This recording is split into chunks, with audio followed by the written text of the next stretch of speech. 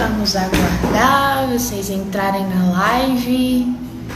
Já vou contabilizar. Parece que já temos gente por aqui. Bom dia, tudo bem com vocês? Este é o Café com Camila. Cada dia perdendo o sentido do nome, porque eu já não trago mais nenhum alimento, nenhum cafezinho para acompanhar aqui o debate. Sou apenas eu falando e tagarelando, mas achamos importante manter, porque afinal na segunda-feira, o dia que a gente se prepara para começar uma boa semana de atividades, uma boa semana de enfrentamento político, que a gente precisa rever o que aconteceu, né, nos dias que se passaram. Bom dia para quem está entrando agora, feliz de saber que vocês nos acompanham aqui semanalmente. Vou explicar mais uma vez do que se trata essa live, porque afinal sempre tem gente nova entrando. E eu tô hoje na sede do PSOL, aqui em Natal. Como vocês sabem, eu sou presidente municipal do partido. Tô prestes a começar uma reunião, mas por enquanto não começo. Tô aqui conversando com vocês. Caso vocês ainda não tenham visto, vou mostrar aqui a sede. Ó que bonita. Ainda tem um quadro de Trotsky aqui, que inclusive fez 80 anos, né? Na semana que passou. Caso vocês ainda não conheçam, tem uma iniciativa muito legal da minha organização, que é a Escola Marx. Inclusive, Júlio, que está aqui nos acompanhando, faz parte da equipe que organiza, que traz à tona muitos debates sobre a nossa tradição revolucionária, né? E na semana anterior nós fizemos justamente por ocasião dos 80 anos de Trotsky, e eles ficam salvos lá no YouTube, no canal da revista Movimento. Vocês acessam lá todas as aulas, tem um material muito interessante. Acho que inclusive para quem está começando a se apropriar mais desses temas aí durante a quarentena, né? Porque a pandemia acabou desvendando muitas contradições de maneira mais explícita, e muita gente sentiu a necessidade de se organizar politicamente, e essa Escola Marx foi uma iniciativa que caminhou nesse sentido. Bom dia, Telzinho! Lindo! Gente, não queria começar aqui falando de coisa ruim para vocês, mas essa semana, foi gasteira. Para começar, o diabo do Bolsonaro tratou de vir ao Rio Grande do Norte pela primeira vez em 2 anos de gestão, nunca tinha se prestado a esse papel. Agora me parece estabelecer uma conexão com a burguesia moçoroense, veio fazer política para o Nordeste, né? Porque também 60% das famílias nordestinas tiveram acesso ao auxílio emergencial, e muitas colocam, infelizmente, na conta do bolsonarismo esse auxílio. E o Bolsonaro, né, que perdeu de lavada por aqui na nossa região, resolveu vir. Tá fazendo política agora para o Nordeste, inaugurando muitas obras, e veio ao Rio Grande do Norte. Willzinho, pode vir aqui na sede. Traga máscara, tem um potão de álcool aqui que a gente coloca para todo mundo que chega. Todo mundo toma um banho de álcool quando chega.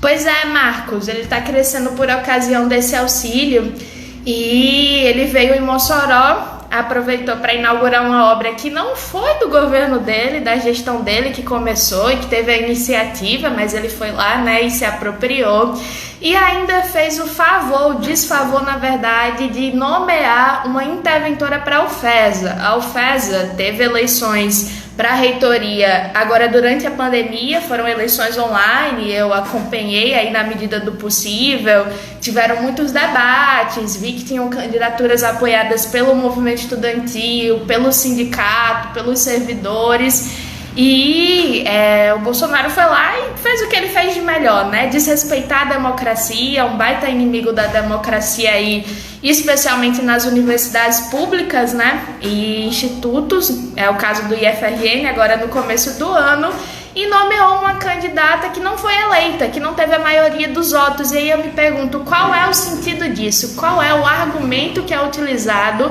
para defender um absurdo dessa natureza? Porque Não houve legitimidade entre a comunidade acadêmica para que essa mulher fosse eleita, não houve nenhum motivo que embargasse o reitor eleito de assumir e ser nomeado, e o Bolsonaro foi lá e só colocou alguém que é da linha dele, né? Enfim, que é, por óbvio, defensora da política dele, e desrespeitou completamente o processo democrático na universidade. E isso é um baita problema que nós vamos ter que dar uma batalha para garantir que o mínimo de respeito, né, à decisão de quem constrói as universidades, os institutos diariamente, seja garantido, né? No IF, vocês sabem, nós temos uma luta de longo prazo aí, o movimento estudantil muito fortalecido para lutar por essa democracia.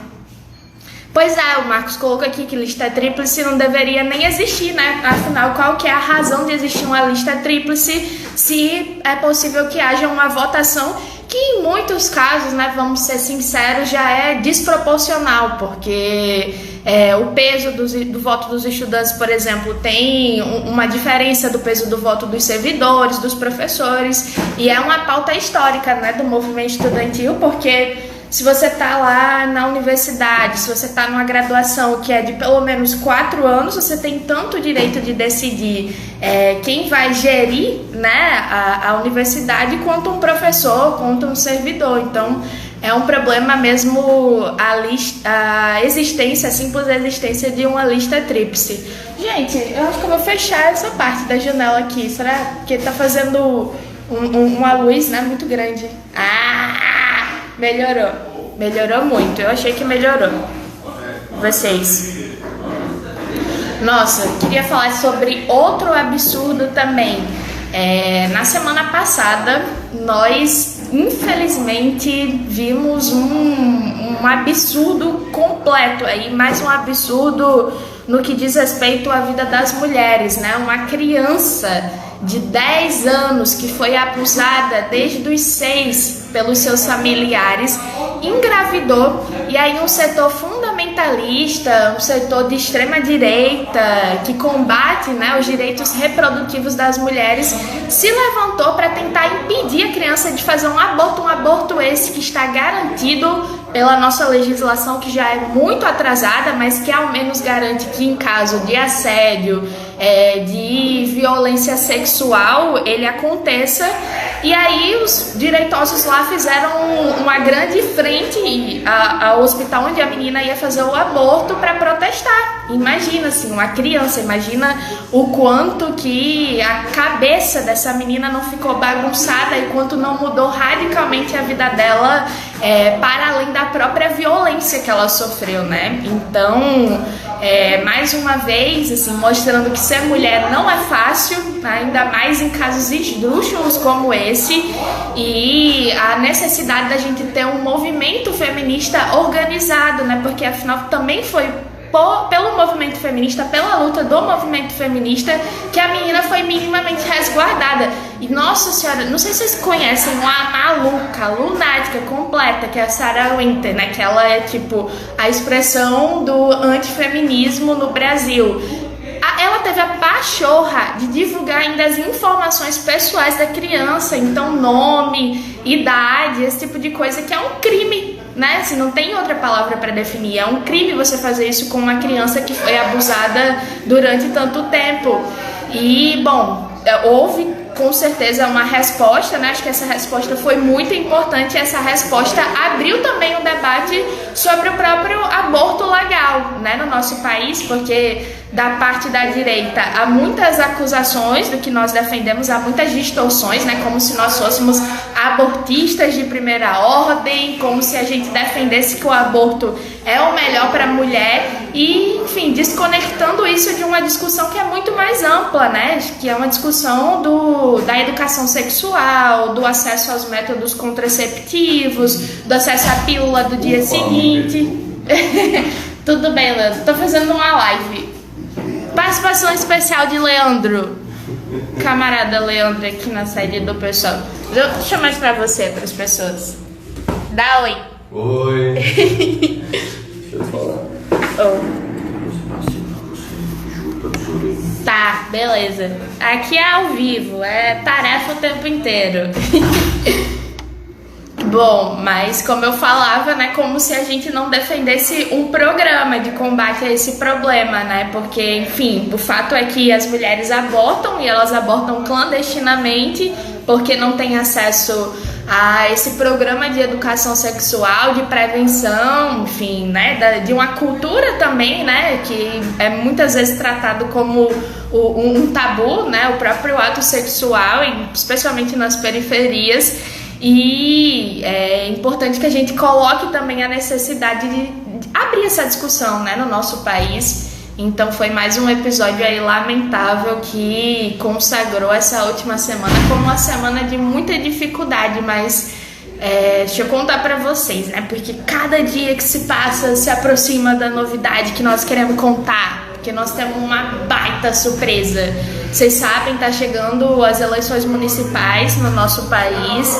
É um momento que, inclusive, é possível que haja uma polarização muito grande, né, com a política bolsonarista, que deve ter candidato em tudo quanto é canto, ainda mais agora que a aprovação do cara cresceu, né? Nossa, é uma loucura pensar isso, inclusive. Nós estamos vivendo no meio de uma crise sanitária, muita desgraça, né, para o povo trabalhador.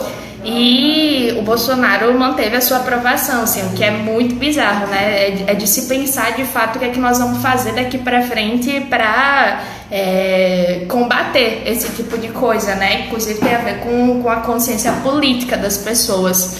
E é muito importante que a gente seja ousado, né, nessas circunstâncias, que a gente apresente os nossos nomes, que a gente apresente as nossas ideias, que a gente diga de fato quem nós somos e o que é que a nossa militância diária, que não se restringe ao espaço das eleições, representa. E aí, olha, a gente tá construindo um projeto tão bonito, gente, tão bonito, que eu espero que vocês tenham acesso logo. A gente tá planejando para lançar logo. Vocês vão ver a grandiosidade dele. Vou aproveitar aqui, caso eu já não tenha feito da última vez, para registrar que vocês precisam conhecer 3 mulheres maravilhosas, 3 mulheres que já estão na minha vida há algum tempo. Uma delas sempre está por aqui no café, que é Letícia Catu, está nos acompanhando agora. O Instagram dela é @catuverso. Vão lá, essa menina é maravilhosa, é a expressão também das lutas do nosso tempo, do levante das mulheres negras, da negritude. Constrói um movimento estudantil muito combativo na UFRN, vocês precisam conhecer. Outra é Cida, que toca uma batalha assim, sem precedentes no Sindicato dos Servidores da Educação da UFRN, que também aí está lidando com o tema do trabalho remoto, com o desrespeito que muitas dessas reitorias, apesar de não serem exatamente bolsonaristas, mas ainda imprimem, né, contra as categorias aí de servidores, enfim, as que estão mais à margem aí na universidade. E a outra é a Ariane, a minha companheira maravilhosa, Ariane Dalino, que constrói um trabalho muito bonito na Pastoral da Juventude. Vocês sabem, esse espaço da igreja, do cristianismo, é o que nós não podemos abdicar de ocupar. Inclusive, na semana passada, a Ariane fez uma live muito interessante com as companheiras do Católicas pelo Direito de Decidir. Então vejam vocês que é um espaço que há abertura, né, enfim, para as nossas ideias, para também o nosso programa. Vocês precisam conhecer todas elas. Eu vou me despedindo por aqui, gente. Eu que tenho uma reunião daqui a pouquinho, fiz essa live meio aqui no improviso. Mas queria desejar uma excelente semana para todo mundo. Fiquem ligados que nós vamos falar muita coisa por aqui, pelo Instagram das meninas, pelo Instagram das nossas organizações. E estou muito feliz da gente poder conversar hoje, de manter esse canal de diálogo que é tão importante, né? Porque as redes, de fato, precisam ser ocupadas. Não é só a direita que tem que se apropriar desse lugar. Então, um beijo para vocês. Pela primeira vez esse café da manhã vai cumprir o seu período de tempo, que é de 15 minutos. Não falei tanto porque tem outras coisas, mas a gente vai se acertando daqui para frente. Beijão, até mais. Até a próxima semana.